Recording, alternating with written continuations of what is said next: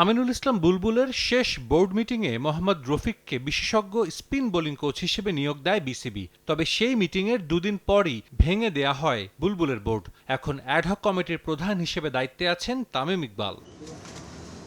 নিয়োগ পাওয়ার এক সপ্তাহের বেশি পার হলেও এখনও কাজে যোগ দেননি দেশের ক্রিকেটের কিংবদন্তি স্পিনার। তবে রফিকের সঙ্গে যোগাযোগ করেছে বিসিবি। শিগগিরই তামিম ইকবালের বোর্ডের সঙ্গে বৈঠকে বসবেন সাবেক এই স্পিনার। তারা ইনশাল্লাহ অনেকদিন পর আমাকে অফার দিয়েছে, তো আমি এখনো আছি ওভাবে। এখন দেখাচ্ছে যে যারা ছিল আগে চলে এসে এখন নতুন বোর্ড আসছে, তারা একটা বসে একটা মিটিং করবে, তারপর আমাকে জানাবে যে কবে আমি জয়েন করবো। কথা হচ্ছে জাস্ট এখন তো বোর্ড প্রেসিডেন্ট বসে তো হতে পারে যে আজকে এই সপ্তাহ না হলে নেক্সট উইকে বসবো ইনশাল্লাহ। কোনো নির্দিষ্ট ভূমিকা নয়, আমিনুল ইসলাম বুলবুল 1 বছরের জন্য বিশেষজ্ঞ স্পিন কোচ হিসেবে নিয়োগ দিয়েছিলেন রফিককে। সাবেক এই স্পিনার ক্রিকেট বোর্ডে যে কোনো ভূমিকায় কাজ করতে প্রস্তুত। আমার নিজস্ব কোনো টিম থাকবে না, বিসিবি যেটা চিন্তা করবে যে ওখানে রফিকের দরকার, আমি ওখানেই কাজ করব। তারপর তারা চিন্তা ভাবনা করে আগে দেখি একটা বছর তো অনেক সময়, 365 দিন আগে কাজ করি, তারপরে তারা চিন্তা ভাবনা করবে যে কোথায় সেট করবে। তামিম ইকবাল দায়িত্ব নেয়ার 1 সপ্তাহ পার হয়েছে।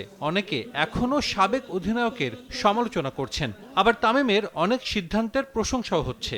একসঙ্গে 2007 বিশ্বকাপ খেলা সাবেক সতীর্থকে নিয়ে বেশ আশাবাদী মোহাম্মদ রফিক। চেয়ারটার কাজটা কি এটা জানতে হবে, চেয়ারটার ধরনটা কি থাকবে এটা জানতে হবে। আমি মনে করি যে আপনার একটা স্পোর্টসম্যান আর একটা বোর্ড প্রেসিডেন্ট একটু ডিফেন্স থাকবে, বাট ওটা ডিফেন্স কাজটা যদি যারা জড়িত আছে তারা যদি সহজভাবে না, তার মনে খুব সহজ হয়। সাজিদ মুস্তাহিদ, সময় সংবাদ, ঢাকা। বসে হতে পারে যে আজকে এই সপ্তাহ হলে